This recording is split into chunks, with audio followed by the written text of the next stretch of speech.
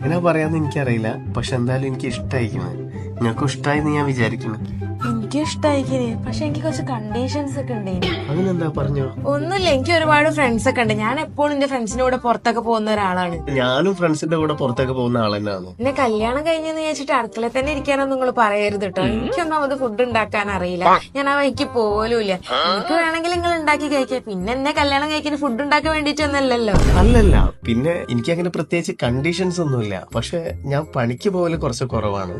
കല്യാണം കഴിഞ്ഞാൽ ഞാൻ തീരെ പോകില്ല. നമുക്ക് വീട്ടിലിങ്ങനെ അടിച്ചു പൊളിച്ചൊക്കെ നിക്കാലോ. നിങ്ങൾ പണിക്ക് പോയില്ലെങ്കിൽ പിന്നെ ചെലവൊക്കെ എങ്ങനെ നടക്കുക? പണിക്ക് ഇപ്പൊ നിങ്ങൾക്കും പോവാലോ. കല്യാണം കഴിഞ്ഞെന്ന് വിചാരിച്ചിട്ട് ജീവിതകാലം മുഴുവനായിട്ട് നിങ്ങളെ പോറ്റാന്നൊന്നും നമ്മൾ ആരോടും പറയണില്ലല്ലോ.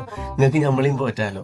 നിങ്ങൾ പോയി കൊണ്ടുവരാ, ഞാൻ വീട്ടില് പാചകങ്ങളൊക്കെ വെച്ച് അടിച്ചു പൊളിച്ച് നമുക്ക് ജീവിക്കാം. അപ്പൊ വീട്ടിൽ തന്നെ ഇരുന്ന ആൾക്കാരെന്തെങ്കിലും പറയൂലേ?